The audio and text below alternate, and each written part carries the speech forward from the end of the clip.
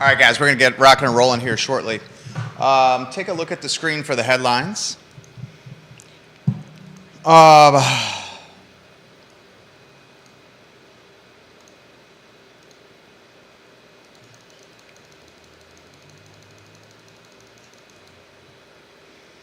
We will chatter topics that matter today on the program. I thought yesterday's show, at least the feedback we received from folks, really resonated with a lot of people. Difficult conversation matter yesterday about what were the branded terminologies for the type of police patrols for high-risk neighborhoods. We had profile policing, targeted policing, direct policing, and focus policing. Well, some of those we made up. I mean, they all mean the same thing. They all mean the same thing. It's just called branding or perception management. Okay. Focused policing is profiled policing, right? You're focusing on an area based on crime. So you're saying that is profiling? I would say focused policing is profile policing, just with a less with a word that doesn't elicit as much angry emotion. Okay. But from what we gathered from the folks that, watched and listened to today's show, they appreciated the perspective and the commentary. I heard from quite a few folks in and around Fifeville after yesterday's show, through emails, direct messages, and texts. And it's quite clear that the Fifeville neighborhood is asking the police department for more patrols around the neighborhood. Whether folks want to admit that in on-the-record setting or, have their friends hear it is a different story. But we heard from neighbors and homeowners and tenants around where these shootings have taken place, and they absolutely are begging for patrols in the area. Warrior AG says, how about just policing? Warrior AG, also known as Albert Graves III, says it's doing your damn job. Love that Warrior AG is watching the program. Well, we have more information. Chief Kachist offered some perspective yesterday after the show on Skeeter Smith's murder, and that it likely included a killer that knew Skeeter, which is unfortunate. We'll also talk about Deep Throat's comments via direct message. If you could take maybe one of the dollar signs off that line, that way the question mark's not cut off. And also, you have a couple headlines that are cut off here. How about take one of the dollar signs off Deep Throats, that way that headline's not cut off. And then you can strike in 23 on the next headline and just put the question mark after games there. And then we won't have any cut off headlines. Thank you kindly. Deep Throat, the I Love Seville Network version of Deep Throat sent a comment that I've been thinking about since Monday. And here's the comment that he sent us. The big question to me is how the city is absorbing spending such a large increase in revenues. If I look at taxable properties, assessed value since 2021 is up 21%. If we factor in the increase in tax rate by 1 cent, we're up 22.5% in the city of Charlottesville. Deep Throat continues, yet public school enrollment is down and police staffing is down. Schools and police are large line items on the budget. He says it makes you go, where is the money going? I thought that was an excellent comment, Deep Throat. I want to talk about that on today's show. Guys, give the show a like and a share. We work hard for you. The only thing we ask in return is that you like the show, and even better if you could share the show with a friend. That would mean quite a lot to us on this chilly Wednesday. Ooh, thank you, Vanessa Parkhill, for that tip. This chilly Wednesday in downtown Charlottesville. J-Dubs, you ready to rock? Yep. All right, Vanessa Parkhill also sent me a direct message, the Queen of Earlysville, that I would love to get on screen. If you could grab that photo, just let me know. I know you're doing this on the fly, and I'm extremely grateful. But I think it's an update that should be out there. The cool thing about the show is this is crowdsourced content. What's that? Where am I looking for it? Vanessa Parkhill sent me a DM on Facebook moments ago about the restaurant in Stonefield that's being renovated and updated. Thank you, VP, the Queen of Earlysville. We'll get that up on the program. Why don't we start the show, and then you give me a heads up when that restaurant piece of news is in there. All right. Thank you, Queen of Earlysville. I'm ready to rock when you are. Quiet on the set.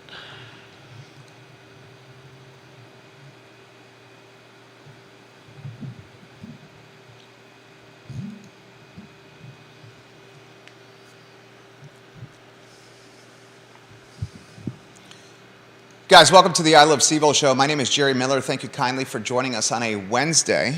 This network is literally alive on every social media platform known to mankind, including 15 Facebook pages, 15 Twitter accounts, LinkedIn, Twitter, YouTube, iTunes, Spotify, Apple Podcasts, Instagram, Snapchat, TikTok, and iloveseville.com. What we do on this show is have conversations that are raw and real, that are local and difficult. And we do it in a long form, generally an hour plus straight without commercial interruption. And we encourage you, the viewer and listener, to offer comments and perspective in the feed. And then you literally are shaping the discussion of what we're talking about today. Frankly, there's nothing else like this in Central Virginia. And we work hard to deliver content that matters to you on a day-to-day basis, and it's difficult work. It frankly involves reading of every single media outlet humanly possible in Central Virginia, regionally, nationally, and if it's content nationally that we read, we try to localize, personalize, and humanize it from a Central Virginia lens. I love connecting with you guys. I truly do. And I'm grateful for the viewers and listeners of this fine and fair talk show, and for partners like Scott Wagner Integrated Medicine. Dr. Wagner has your back. Who's got your back? Dr. Wagner of Scott Wagner Integrated Medicine. I would encourage anyone watching the program to take a look at the headlines on screen. These are some of the ideas I want to relay, topic and talking points that I want to relay on air. But I'm open-minded to changing the discussion based on what you guys want to chatter about on this Wednesday. Our studio's in downtown Charlottesville. We have an update. This is crowdsourced news. Vanessa Parkhill, the Queen of Earlysville, took a photo of Stonefield. We already got it on screen? Yeah, just got it up look screen. at that. Judah Wickower, job well done. Let's give Judah Wickower, our director, some props. Let me know when you want to show it. Look at the screen. Everybody look at the screen. Look at the screen. Look at the screen. Vanessa Parkhill sent us this photo, the Queen of Earlysville. She says, this is Stonefield, and work is currently being done at the old Champion Grill. And as we discussed on this talk show, it is going to be a Korean barbecue spot. The work has started. Vanessa, I did not know the work has started yet. My friend, I am grateful for this picture. You know that, why don't we go on a two-shot? We got the photo still on screen for that Champion Grill location. Let's go to a two-shot after you keep it on screen for a little bit longer, maybe like 3 or 4 more seconds. And then I want to go to a two-shot with you, J-Dubs. J-Dubs, JW, Judah B. Wickower, the director of the show, the Jack of all trades. The Champion Grill location in Stonefield is a really sweet spot. The question is the rent so high that it's insurmountable for a business to survive there? Yeah, I mean, it seems to be, it's not going through places like, real fast, but it has gone through a few iterations. Rock Salt and was there to start for quite a while. And hopefully this place will, hopefully they've got their T's crossed and their I's dotted, and they know what they need to make it work here. Korean barbecue, Stonefield, Champion Grill, coming soon. Thank you, Vanessa, for that. I was told by insiders that Rock Salt, the initial tenant in that restaurant location, it's an end cap. End caps are valuable. That Rock Salt was paying $19,000 a month in rent. Yeah, and I'm sure it's gone up. Yeah. Well, I also heard that Hunter Smith of Champion Grill got a sweetheart of a deal when he replaced Rock Salt. But in the end, he got behind on bills and rent at that location, and that's why it closed. How long had Rock Salt been out of there when Champion Grill took it on? Not that long. Months, not year plus. Yeah. Just wondering if that might have had anything to do with the Sweetheart deal. Well, I think what Stonefield was trying to do is localize the shopping center. Bring in a big local brand. Yeah, bring a local brand in. Because the knock on Stonefield is the national brands in the center. And the fact that the center's not localized, personalized, and humanized for Central Virginia. And we know the Charlottesville area prides itself in supporting local. Right. I've also heard that Trevinia now closed, the Italian restaurant by the movie theater, was, past tense, paying $28,000 a month in rent. $28,000 a month is astronomical. Is anybody in that spot now? I can't seem to remember. It's vacant. Yeah. Who told us this? I forget who told us this. One of our insider sources told us this, that Stonefield went to Burton's and asked Burton's to take over the Trevinia spot and said they would hook them up. And the owner of Burton's said, no way, dude.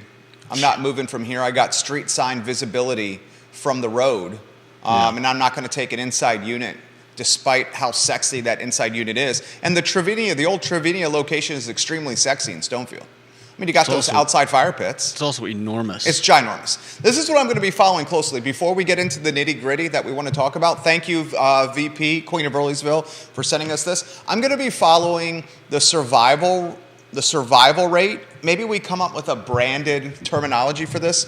The survival index, the longevity index of the following restaurants locally. I think in the city of Charlottesville, the restaurant that is paying the most monthly rent, I'm quite confident I'm correct on this, is Ralph Sampson's Tap House in Barracks Road. Ralph Sampson's Tap House is an island pad. It's not in the shopping center. It's pulled out from the shopping center. It's isolated. It's an island pad. You pay the most for an island pad.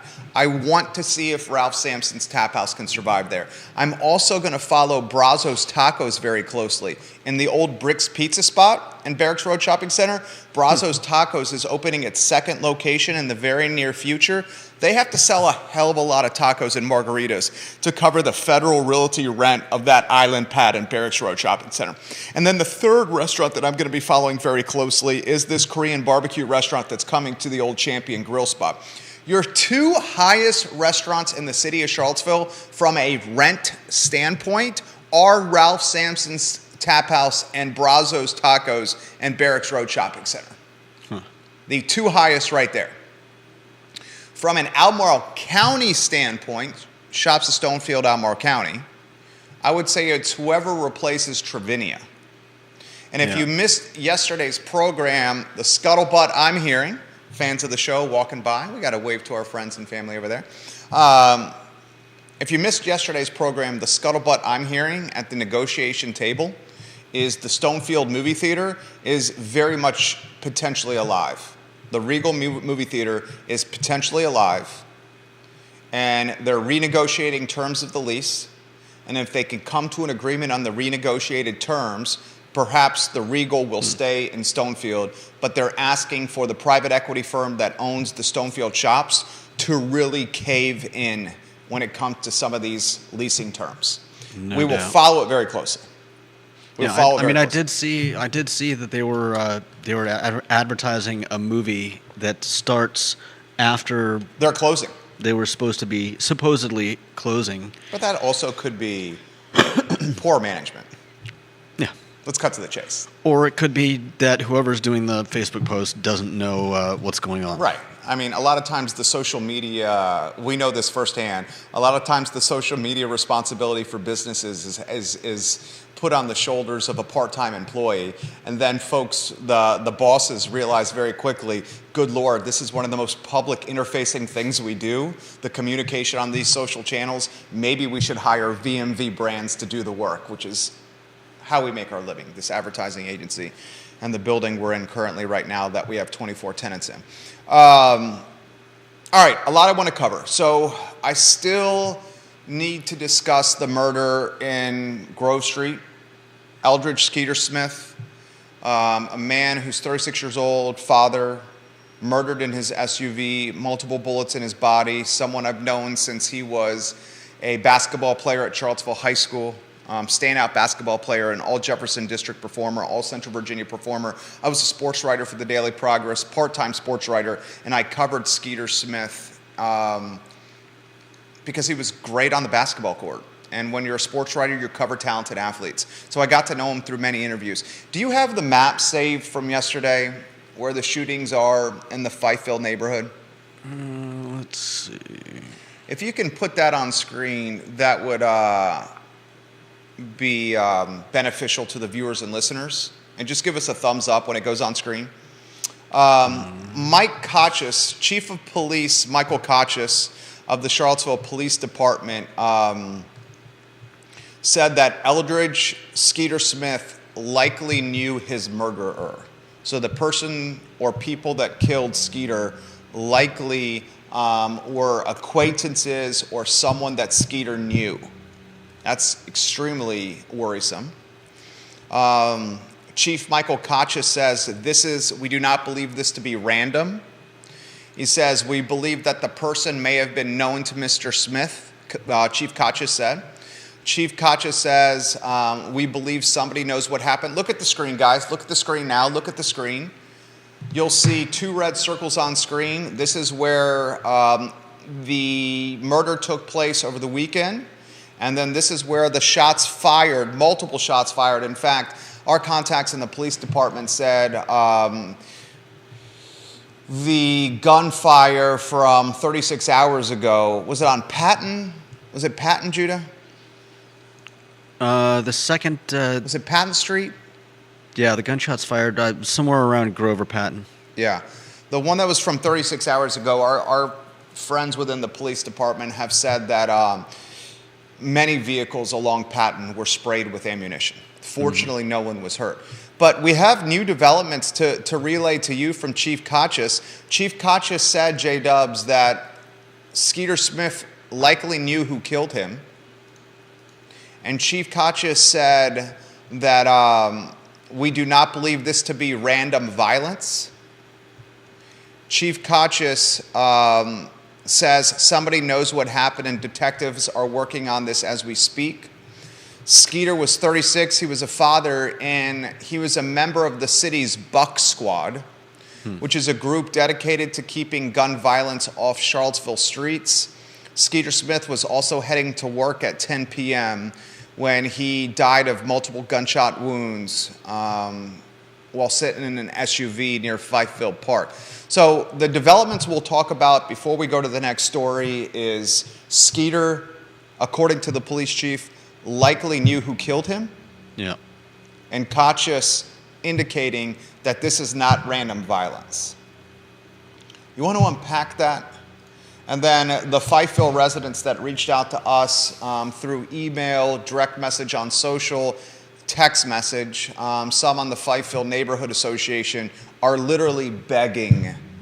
They're begging the Charlottesville Police Department for additional patrols in the neighborhood. I heard from 7 folks after yesterday's show that live in that neighborhood, and they are pleading us to continue this discussion and get additional foot patrols around this neighborhood.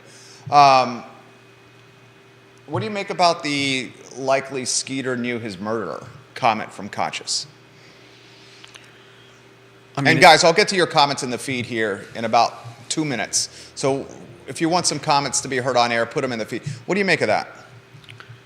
I suppose it makes sense. I believe that a lot of violent crimes are perpetrated on people who know the perpetrator. So it certainly tracks with that. I don't know what it means. I'll unpack it this way, and I apologize for interrupting. Without knowing what he's involved in, it's hard to say, whether this is a personal disagreement, a vendetta, or what. The king of Redfields is watching right now, Bob Yarborough. We love Bob Yarborough. He's the king of the Redfields neighborhood. He says if Skeeter was on his way to work, the killer or killers likely knew his schedule. Could be. Did Kachis, when he said that Skeeter likely knew his murderer, like likely knew who killed him, whether it's one person or multiple people, does that suggest gang ties? I think maybe we're reading too much into that. I don't want to jump to particular conclusions. comment. I honestly don't know. But if, like you suggested, that the sprayed bullets Were retaliation? were some kind of retaliation, then You're talking about the shooting from like 36 hours ago. yeah, that if those two incidents were connected, then it does make a certain sort of sense that that it could have been gang and or drug related, and who knows? Somebody was unhappy with.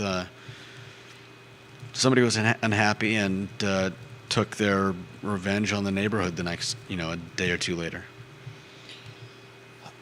All right, I'm trying to just connect the dots. Yeah. That's all I'm doing is trying to connect the dots, right?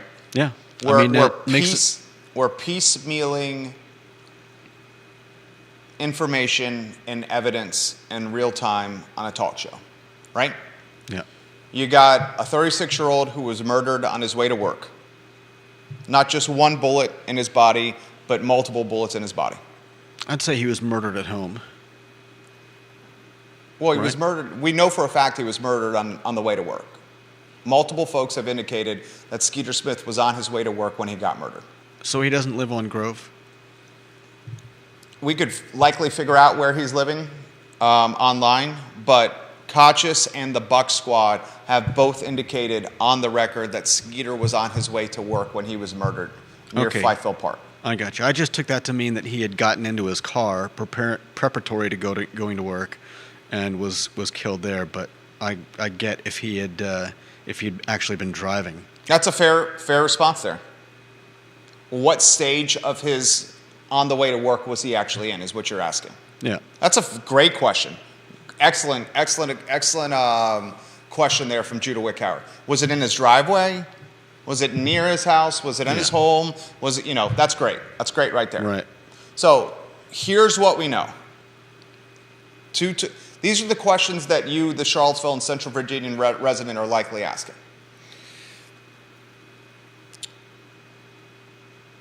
Was this gang related? Was the second shooting from like 36 hours ago retaliation for the murder? Or even just connected in any way. Was it connected in any way? Exactly. Aside from the neighborhood. Right.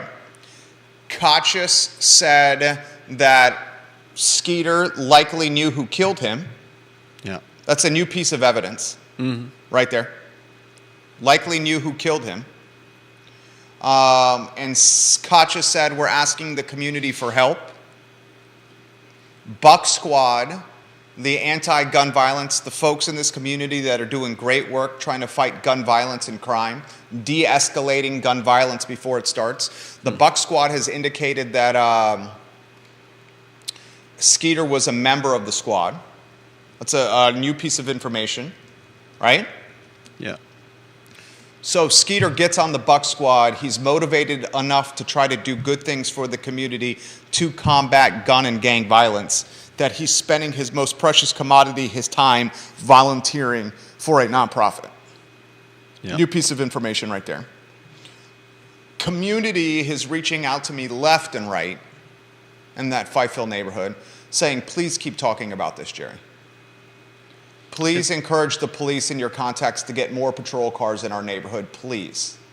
It seems a little too on point that he's part of the Buck Squad, and the Buck Squad is working to reduce gun violence in Charlottesville. I wonder if there's a connection there. Or were they perhaps getting on someone's nerves? We know that we've got gang activity going on in Charlottesville. I'm not going to go down that road. Respectfully disagree. I'm going to give the Buck Squad the benefit of the doubt for as long as possible. I'm not saying that they had anything to do with it. I'm saying that could it be that somebody knowing of the work that the Buck Squad is doing decided to try to stop them? Man, I certainly hope not. Yeah. That would be definition of ruthless and lacking any kind of human empathy possible. Well, I mean, they shot the guy in his car. I hope that's not the case. Pretty ruthless in itself. The concerning thing is, this is the additionally concerning thing. This was the third shooting in less than a week in Charlottesville. As we indicated, an Albemarle County Public School middle schooler was shot outside Champion Brewery, and a woman was shot a few hours later closer to downtown. And since September, Judah, of 2022, 9 people have been killed in Charlottesville and 17 injured by gunfire in Charlottesville, Albemarle County. Yeah. So September, October, November, December, January, 5 months, 9 people murdered. We're averaging roughly 2 murders a month here. Yeah. 17 injured by gunfire in Charlottesville and Albemarle County since September. So you're talking over 3 people injured per month by guns. That's concerning. Yeah, definitely. That's very concerning. Yesterday on the talk show, we talked about policing and should the police department, that's roughly 1/3 understaffed currently, utilize its extremely limited resources to targeted patrols, profiled patrols, focused patrols, directed patrols for areas of violence. The overwhelming response to yesterday's show for me was absolutely yes, the police should be doing that. Absolutely yes. In fact, I have yet to receive feedback from a viewer or listener or an elected official or a police department member that has said, do not do profiled patrols. Have you gotten any feedback like that? No. Yeah, I have not gotten it. And I was concerned utilizing the phrase profiled patrol, that it would generate a lot of negative feedback, especially from socialist Charlottesville, but that has not happened yet. So we'll see how they respond. We got text message during yesterday's show from an actual member on the police department saying that Kochis is going to listen to learn and walk the streets of neighborhoods that have a high violent crime rate, and that he's going to ask the residents what they want. Yeah. Well, we knew he was doing walk and talks, right? Walk and talks. My anonymous, I have many anonymous sources within the police department, many, and they call it community-based policing. Is the phrase that's being used. Community-based policing is what we're getting text. And I think that's great. Yeah. I think that's absolutely fantastic. Yeah, we talked about it yesterday, and the fact that it helps to humanize both sides of the police and the citizens, and and when that happens, I think there's less likely to be misunderstandings, less likely to be figurative stones thrown at when you know your local police officers, it's a lot harder to demonize them, and when police know their local constituents, it's a lot harder to fire on someone that you may in other circumstances not know and make a poor decision about. We got both TV stations and a print outlet watching us currently, Judah, on the program. Kevin Yancey says the first step, and we'll get to your comments now. I'll read your comments here. Kevin Yancey, who's in Waynesboro, the mayor of Waynesboro, he says the first line of business, aside from day-to-day ops, should be a fully staffed police department. Should be staffing the department in totality. I agree with that. And we talked about the defund the police movement over the last week. And while the police department in Charlottesville has not been defunded financially, Right. We can certainly make a very convincing argument that the defund the police movement is impacting quality candidates or engagement of filling these open positions. Like, why would somebody want to get into this line of work when you're already underpaid, underappreciated, cannot afford to live in the community you serve, and then most of the community is going to dislike you? So it's creating a sense of, why would I pursue that line of work, which often then means that someone that has to fill vacancies is left with not the best candidates to fill the spots. Because the best ones are probably saying, from a common sense standpoint, folks don't like us. I can't afford to live here. I'm going to have to commute from far away to take this job, and I'm underpaid and underappreciated. Let me figure out something else to do. Yeah. So Warrior AG on Twitter, Albert Graves III says, did he live in the area? Who was he there to see if he didn't live there? Could it be a hit because of the involvement with the Buck Squad? A lot to unpack for sure. Judo is wondering the same. Currently, what I'm going to do, I'm absolutely going to go give the benefit of the doubt to the Buck Squad. I'm not sure what you mean by that. I mean, I just can't imagine that this guy, that Skeeter was murdered because he was a part of the Buck Squad. It is kind of hard to believe. I mean, I think the group probably has a big outreach into the local community, so it does seem unlikely that somebody would have a beef with them. But the connection with gun violence and him getting killed by gun violence is kind of hard to ignore. Lisa Costello on one of the 15 Facebook pages this show is airing upon says, if this is gang or drug related, dealers are going to protect their turf and money. Police chief walking around is good for community relations, but it will not dissuade drug dealers who are here to make money and are willing to hurt anyone who gets in their way. I mean, to further put this in perspective, I saw this on one of the social media platforms. One of the Holiday Inn hotels locally, did you see this? Someone was talking about the fact that they won't allow anyone to stay there that lives within 50 miles. Yeah.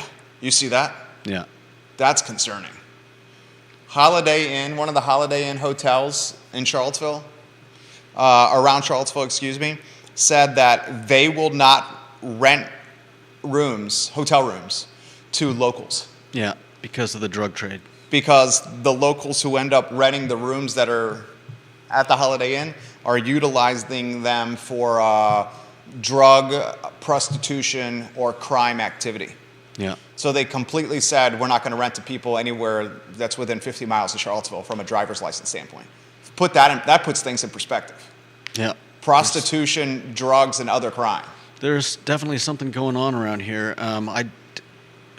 In regards to... and that's the Holiday Inn on Route 29, close to the hospital. In regards to policing not stopping drugs and gangs, I think the directed patrolling won't necessarily stop them, but hopefully it will bring down instances where these people feel like they have carte blanche to just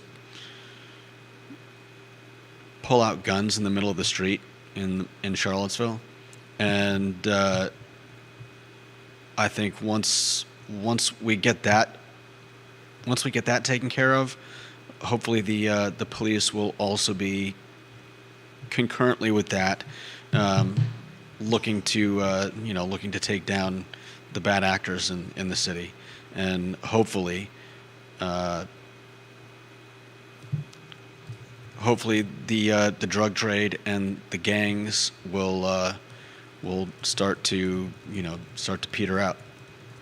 Matt Daring watching the program, he says, the United States is the only country in the world that has more guns than people, and then we act surprised when we have gun violence. He says there's 466 million guns, at least 393 million civilian owned, and he says according to that ratio, that's approximately 1.4 guns per person.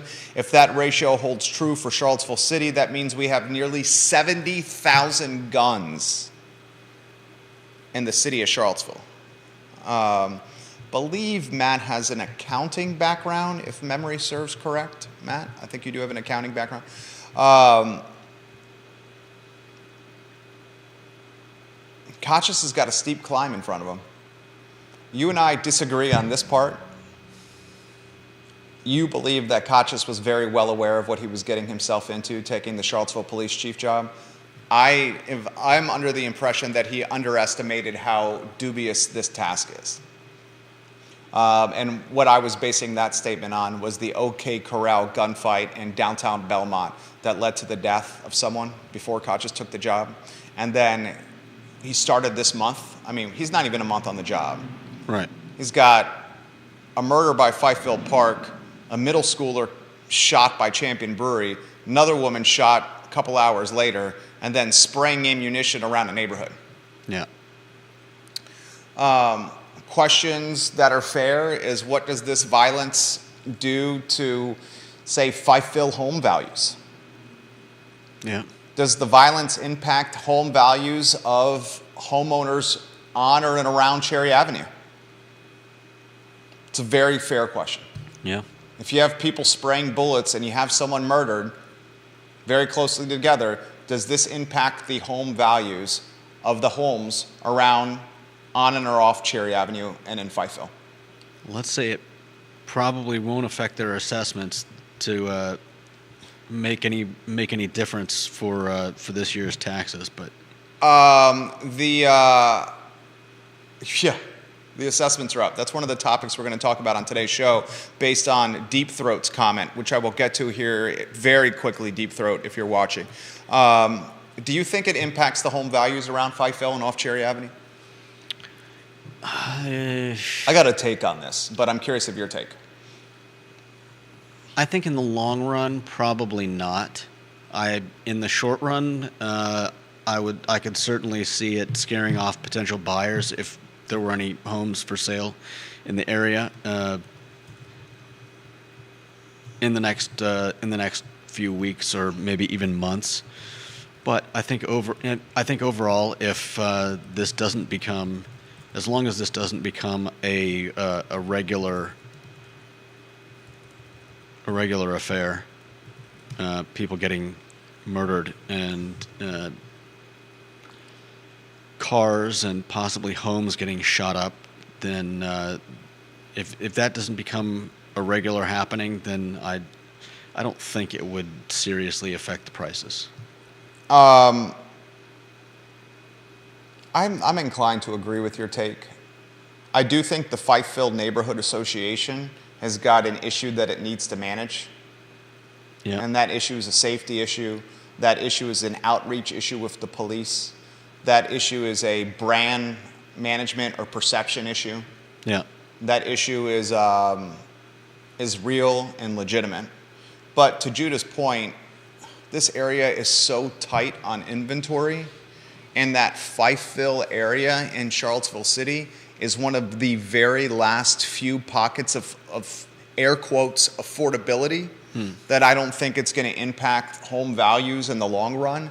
In Right. fact, I would not be surprised if we see Fifeville in the next 5 to 10 years look completely different, with the homes that are currently standing, some of them, not all of them, raised Rebuilt. and rebuilt from Yeah. scratch. Because it's in a lot of the houses, the dirt is the value because Right. of the proximity in the city, right in Midtown. Yeah. A lot of them need some TLC. I can definitely see that. Yeah, so we're in agreement there. Correction, it's Matt Daring, and he has an accounting degree, but he's a data analyst for the last 10 years. Appreciate your comments. Let's see how the Fifeville Neighborhood Association responds to this. I think they should issue a statement. We're getting reached out in anonymous fashion from members of the association saying, please, please, please, Jerry and Judah, keep talking about this. If I was, and we're in the branding business, advertising business, advertising agency, 107 clients active as of today. The Fifeville Neighborhood Association should release some kind of statement. Where would they release it? Put it on social media. News will pick it Facebook. up. We'll start talking about it. That when we start talking about it, TV and print, which is watching, will report on it. That's fair. And they just say, we're worried. Yeah. We need the community's help in solving the problem. We need Charlottesville Police's help with additional patrols. We're worried. Yeah. I think you guys should put out in a statement that's on the record. I understand that you're concerned from a safety standpoint for retaliation if this is gang violence. The saying is snitches get stitches, and that's being put in the feed now. It was put in the feed yesterday. But the statement from the Fifeville Association can be a group statement. It doesn't have to be an individual human statement. It could just be from the association in totality. Even if it was, I think that is getting overused a little What, bit. snitches get stitches? Yeah. Yeah, it's a cliche. Yeah, and It's a cliche. I don't know that there's really any reason for it to apply here. I respectfully disagree with you. And you're saying that, and I'm saying this as well. You're saying that with the lens of a I'm saying that of with the a lens white of, man, of a white male. I'm saying that in the lens of You're nobody's not- snitching on anybody. Who's getting snitched on? J-Dubs. Kachis is openly asking on the record for the community's help in solving this crime. He said, someone knows something. Please help us solve this murder. Yeah. So he's literally asking somebody to say, I saw this, tell us what happened. And that would definitely apply if somebody was like, yeah, I saw this guy who I know goes by Whatever it is. JT. Yeah, whatever it is. And that's snitching and possibly getting stitches. But I do, for having the a sake- neighborhood organization put a post on Facebook saying we're worried about our neighborhood because some stuff's been happening, who is that snitching on? Explain to me how there's a connection there. Well, and for the sake of a talk show, not even for the sake I strike that altogether, not for the sake of a talk show, just real life perspective. You're a white guy. What you have gone through as a white male in your 40-some years on this planet is very different than what maybe a black male or a black female has gone through with their time on this planet. That's safe to say. I'm sure it is. And a black male and a black female, what they've gone through on this planet, how they interact or consider the police or how the police has treated them is quite possibly very different than how you've been treated. No doubt. So because of that history of police interaction, perhaps how they go about interacting with the police is different as well. So that should be considered. I'm not sure how any of that connects to what we were talking about, though. How you No, I understand. interact with police is not necessarily how others interact with police. If other folks have been systematically oppressed by the police, they might be less likely to interact with the police. I agree with you 100%, but I still don't see I don't see a connection between what you're talking about and snitches get stitches. Like if somebody, if the Fifeville neighborhood organization posted something on Facebook, what are they snitching about? Not necessarily snitching, just saying, give us more police. I mean, you alluded at the beginning of the show, is Eldridge Smith, is this a potential retaliation because he's a member of the Buck Squad? And by that allusion of you saying, did he get killed because he's potentially a member of this organization, that same logic can be utilized by saying, Fifeville Neighborhood Association is saying, get us more police here. Same thing. But that's still not snitching. All right, we're splitting hairs here. We're splitting hairs. We'll move on. Fifeville Neighborhood Association, you've reached out to us. You've requested an anonymity. Some of the folks in the association. My advice to you, which was the same advice that I said yesterday, was you guys should release a collective statement to the press. You can send it to us. Once it gets on this show, it will get far and wide. Send that statement to the police. Send it to us saying we want more patrols. Yeah. I think you should do that. It does not even have to be signed by one person. It can just be signed by the association in totality, because I understand you may be fearful of retaliation. I understand that. It's very logical that you could be. Lisa says, Well, it should show that Fifeville Neighborhood Association is showing some leadership in these trying times and not sitting back twiddling their thumbs as folks get shot and killed in their midst. Yeah, I mean, that's what a neighborhood association does. It utilizes the power of a collective voice to get something accomplished through that collective voice and through policy and through statements and through organization. That's the whole concept of it. Some associations are better than others. Yeah. Some are loosely formed, some are super strong. I watched a neighborhood association in eastern Albemarle County in the Keswick area organize and galvanize and keep the Breezy Hill development right around the corner from the neighborhood from materializing in the way that the developer actually wanted it to be. And now it's 80-some units when the developer wanted it to be considerably more. And the sole reason the Breezy Hill neighborhood did not get developed at the maximum density that the developer wanted was because of the Glenmore Neighborhood Association. That's literally what happened. It showed the power of the association. Mm-hmm.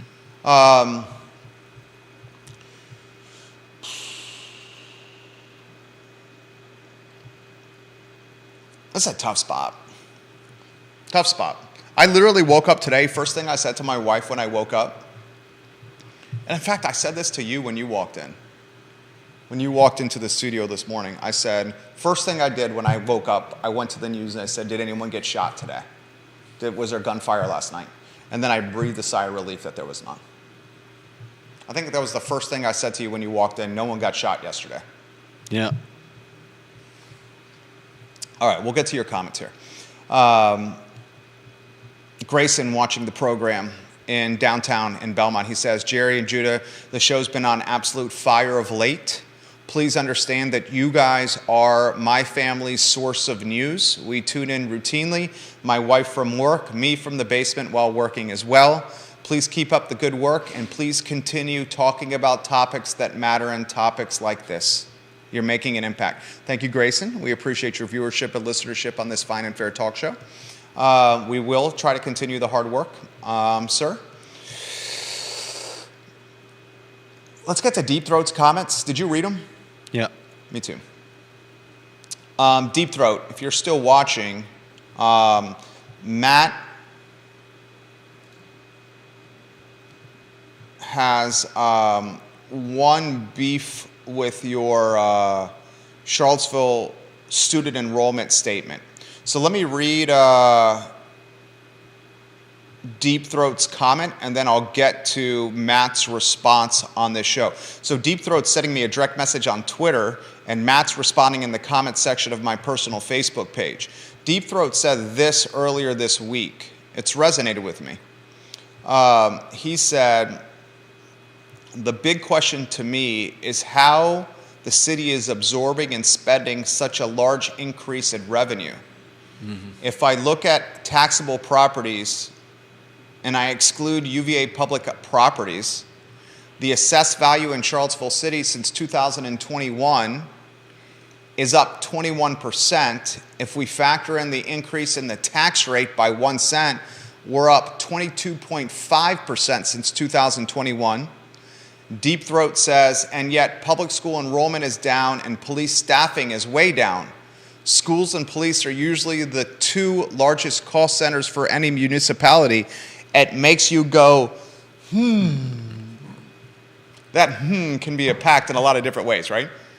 Yeah. He basically wants to know, where's the money going? Right. Where the hell's the money going? Maybe the money's going to the time when we had 3 or 4 city managers on the payroll at once. Yeah. Maybe the money's going to severance pay is a you know what. Severance pay, severance package. Maybe the money's going to the Robert Bob Group and Michael Rogers, the mercenary city manager, who is still the city manager. Maybe the money is going to consultants. We know the Charlottesville City likes hiring consultants. For example, Right. the Belmont Bridge. Yeah. Maybe the money is going to hiring firms that help navigate the chief of police hiring. Maybe the money is going to hiring firms that will help the city navigate the hiring of a new city attorney and a ton of vacancies in City Hall. Yeah. Maybe the money is going to PR conundrums that the city currently has had over the last few years? The next PR conundrum the city of Charlottesville has on its plate, and we've talked about this. I was talking yesterday with a established restaurant owner in the downtown mall. Yeah. I won't say his name, friend of the program. You know him. We've done work on his restaurant website, restaurant logo, and help promote his restaurant. We'll talk about it off air who it is. Don't try to play guessy guess who it is. You know who it is. He said that the aggressive panhandling undoubtedly has had an impact on his business, especially in the colder months when there's less people there, which makes it seem like there's more panhandlers. Yeah. And he says when there's less people in the mall, the panhandlers are more brazen and ballsy than when there's more people on the mall, because people have a sense of safety walking in numbers, Yeah. as You can opposed to always- walking individually. Yeah, it's a lot easier to walk to the other side of the downtown mall, knowing that you've got a wall of humanity between yourself. Yeah, if you're in a group. Or not even in a group, but just, hey, I see this guy over on the left, I'm going to move over to the right. Everybody else that's, walking past in between us is an effective block so that I don't have to deal with the guy. If you're the only person on the downtown mall and you get spotted, then there's very little you can do to escape the baleful eye. I mean, I agree. I mean, 2023, probably not just a 2023, probably not just a 2023 behavior. I mean, one of the ways that I'm trying to manage aggressive panhandling is try to distance myself from the aggressive panhandler. And like you said, you and I spend a lot of time downtown, so we're more the anomaly and not the norm. I mean, we know who the aggressive panhandlers are. I don't even know if I know who they are. I certainly do. And I avoid, when I see this is crazy. You want to hear this? So I'm downtown 7 days a week. Like you, we take breaks to get out of the office. We often are on the mall, or we're getting food on the mall. We're getting pizza. Was it Vita Nova? Yeah. Getting pizza on Vita Nova. You and I routinely are walking the mall. One of the things I'm doing now, this is unfortunate, is I'm looking as far as my eyes can see down the mall for the 5 or 6 aggressive panhandlers that I know that are out there. And if I see them down the mall, I change course. Yeah. Situational awareness. Yeah, situational awareness. I'm kind of like that anyways. But that's Just concerning. Being aware of my surroundings. So, like I said, if... I literally have said, I'm not going to get a slice of pizza our studio's for those that don't know, on Market Street, at the corner of 4th and Market, right next to the grocery store. And then I'll come down 4th Street, Heather Higher Way, and get on the mall. Vita Nova's literally right around the corner. Right around the corner. But sometimes I'll be like, why don't I walk a little bit to get some fresh air? Because I've been in the studio so long, I'll get a slice from Christian's and bring it back. Yeah. And I literally multiple times have said, I'm not going to eat pizza at Christian's. I turn back and go to Vita Nova for the slice of pizza instead of walking down the downtown mall to Christian's, because I see aggressive panhandlers ahead. So that keeps the money from going to Christian's. Yeah, or wherever else. Or wherever else. The dumpling shop is a good example. I like the dumplings and get them occasionally. I've changed course from Marco and Luca and said I'm not going to go there because I'm going to have to interact with this guy because the mall is completely vacant. Yeah. Situational awareness.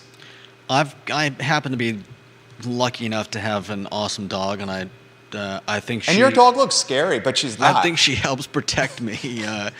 Just not that she's in the she's a pit bull mix. She looks scary, but she's the best dog in the world. But she's not the slightest bit dangerous to anyone. Your dog would not hurt if your dog saw a fly, she would not hurt the fly. I have to say she would hurt a squirrel. And she has been known to take out some mice. She's a good mouser, but she looks intimidating. So really, you got the best dog in the world. A dog that, from a perception standpoint, looks like will tear your head off, but a dog from a reality standpoint, if she saw your head, she'd come up and lick it. Yeah. You got the best dog in the world. Liza's the best dog in the world. Yeah, she's a sweetheart. So you're saying when the dog is with you, no one messes with you. I've still had people, come up and ask for money or whatever, but I've just been blessed.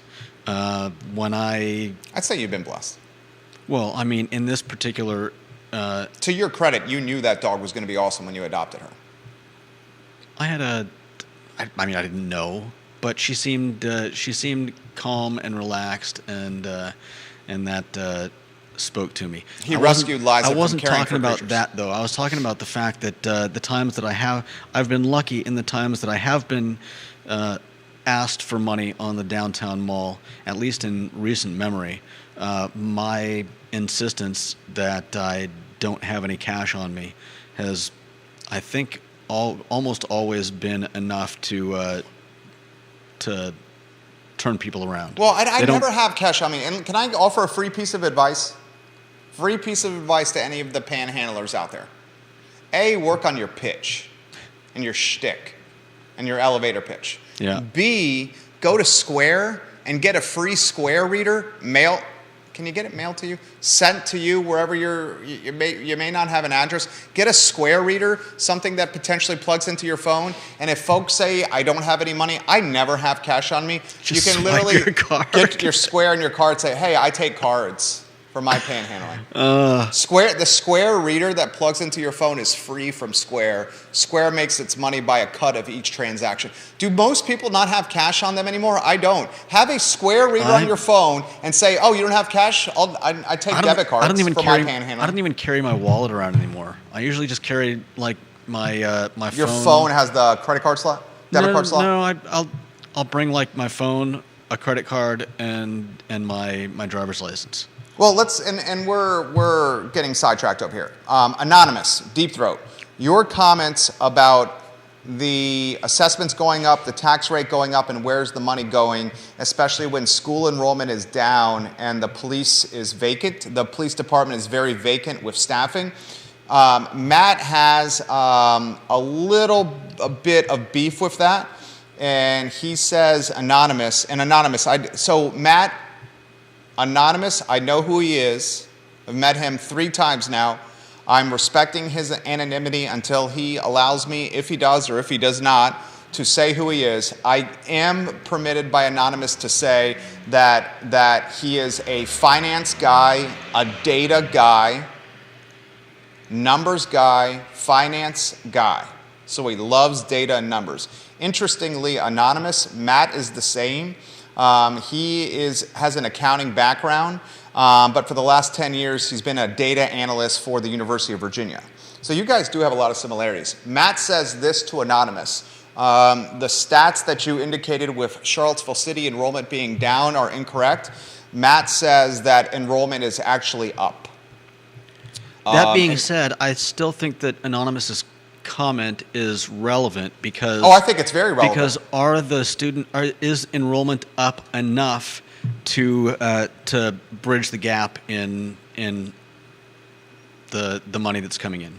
Right. I think it's an extremely relevant comment. I'm pretty much every comment Anonymous leaves on the show I think is relevant. Matt says this: both Albemarle County Public Schools and Charlottesville City Schools are growing.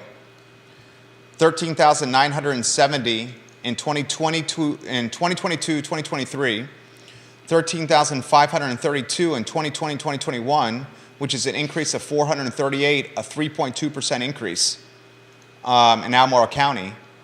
And in Charlottesville City, we've had a 5.3 increase. In 2022-2023 school year, there were 4,491 students. And in the 2020 and 2021 school year, there were 4,265 students, which is an increase of 226, a 5.3% increase. So Matt says that both ACPS and Charlottesville Public Schools, and he's utilizing data from schoolquality.virginia.gov, both are increasing. Both are increasing. In fact, he's doing comments in real time. Matt says all grades are increasing except 3rd grade. All grades except 3rd grade are increasing over the last 2 years. I found that interesting, that comment. But it still is a legitimate question. Where's the money going, Judah? Yeah. Where's the money going? Right. Charlottesville City had a massive surplus. A massive, massive surplus. Charlottesville City, I was talking with the restaurant owner yesterday. He was talking about how the meals tax was going to increase again.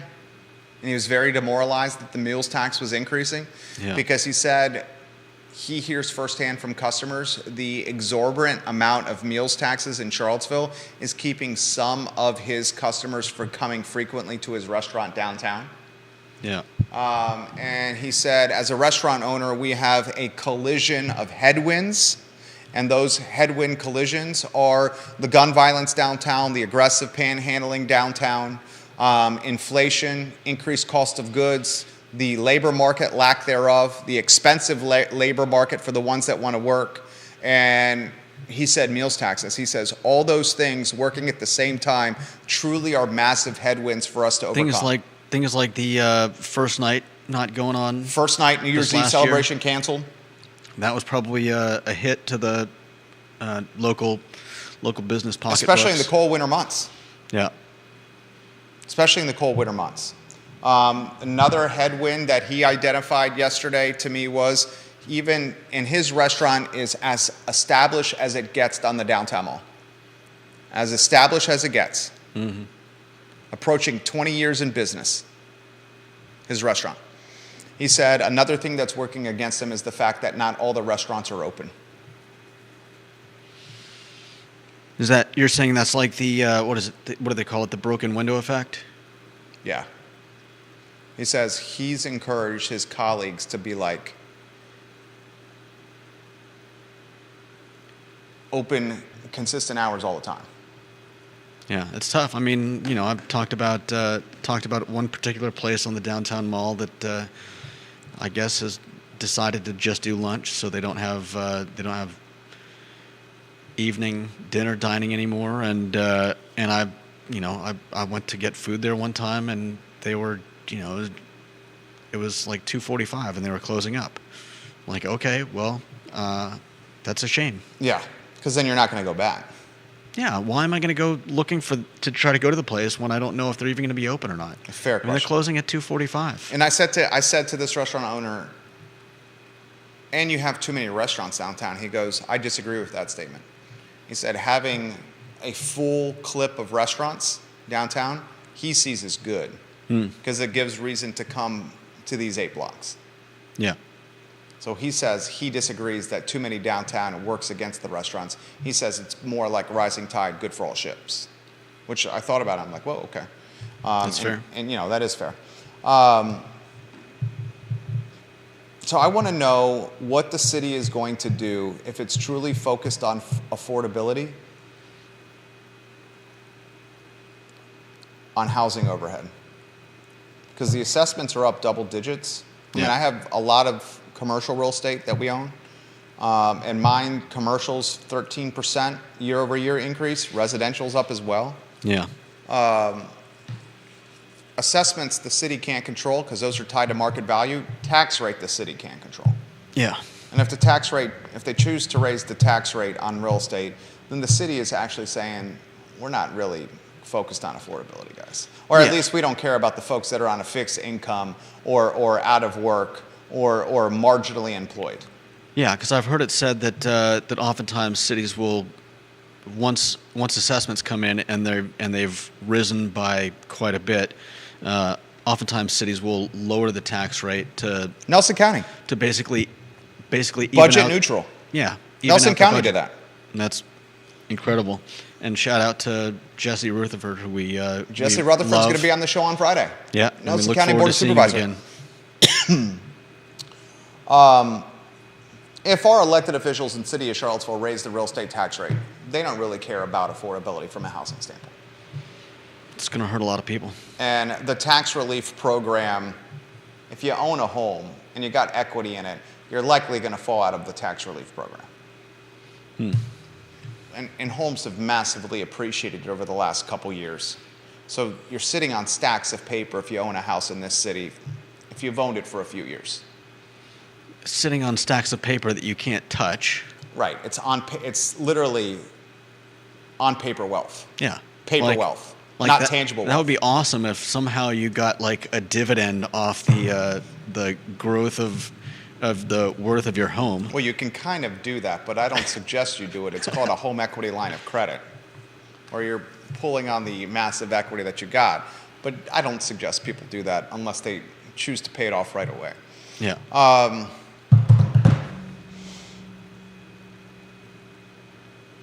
Watch the electeds closely now that it's budget season, and hold them accountable. Virginia football schedule was released for 2023. I got about 3 minutes left here on the talk show. 3 minutes left on the talk show. The Virginia football schedule was released, and guys, I do not see in this schedule how Tony Elliott's football team is going to win more than 4 or 5 games next year. I mean, the teams on the schedule where you would say are victories, like the cupcake teams, we don't even have cupcake teams anymore. This is our out-of-conference schedule. Tennessee, JMU, James Madison, Maryland, William & Mary is our out-of-conference schedule. James Madison is a beast. Who wants to play Tennessee and Nashville to start the season? And Maryland and College Park is going to be a dogfight. William & Mary at home is certainly very winnable. And then you got Boston College and Chestnut Hill, NC State at home, Brennan Armstrong likely quarterbacking the Wolfpack, coming to Scott Stadium on the 22nd of September. You don't think Brennan Armstrong's going to be fired up to play his old team? North Carolina at Chapel Hill on October 21, Miami and Coral Gables, Georgia Tech on the 4th of November in Charlottesville, at Louisville, and then Duke and Virginia Tech to close the season at Scott Stadium. Tony Elliott very well could finish with 2, 3, 4 wins this season. The question I have for you, if Tony Elliott finishes this year with 2, 3, or 4 wins, how hot is his hot seat? And shockingly, after one season, Elliott's seat is already pretty damn hot. And the reason his seat is already pretty damn hot is because he took a football roster this past year that was loaded with talent, especially on the offensive side of the ball, and he struggled. He struggled. And it looks like by this 2023 schedule that maybe 4 wins, maybe 5 wins is the likely outcome. Maybe the likely outcome. And if this football team wins 4 or 5 games, his hot seat's going to be burning his buns. And the other unfortunate side effect of this is it hurts the local economy. When the football team's doing well, you got 65,000 people at Scott Stadium staying for a weekend. And most of the times when you're renting a hotel room for a football game or an Airbnb, they require a multiple night rental on home football games. So you got folks staying a long weekend. When the team is struggling, you got an empty stadium and people not staying in the rooms, spending the money locally. Yeah, no doubt. So whether he wants to admit this or not, Coach Elliott, you are one of the top drivers of economic growth in the Charlottesville region. How's that for additional pressure for you, sir? Bill McChesney said, we had to use a home equity line to finance the rebuilding of our porch collapse 5 years ago because insurance did not cover it. Home equity lines of credit, guys, should be used very cautiously. Very cautiously. All right, news and notes. Yesterday, we told you the MacArthur Center in Norfolk is heading to foreclosure proceedings. That used to be one of the sexiest malls in the Commonwealth. Much like Fashion Square Mall, it's struggling to keep foot traffic in play, with many shoppers going to the internet for purchases. MacArthur Center in Norfolk heading to foreclosure. And an indoor pickleball center is coming to Chesterfield County, Virginia. I would love to see an indoor pickleball center in the Charlottesville area because there is massive, massive potential with that sport from a business standpoint, locally. And then lastly, the stay-at-home parents out there, one of them is texting me right now.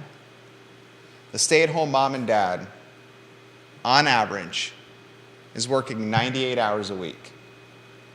The stay-at-home mom or dad's day starts at 6:23 in the morning on average. This is a survey, a study done by Welch's. 6:23 a.m., the stay-at-home mom or dad's schedule starts, and the day ends at 8:31 p.m. And there's usually only 1.5 hours of free time during that day. The average stay-at-home parent is working 14 hours a day, 98 hours a week. So that's working at home, taking care of the kids.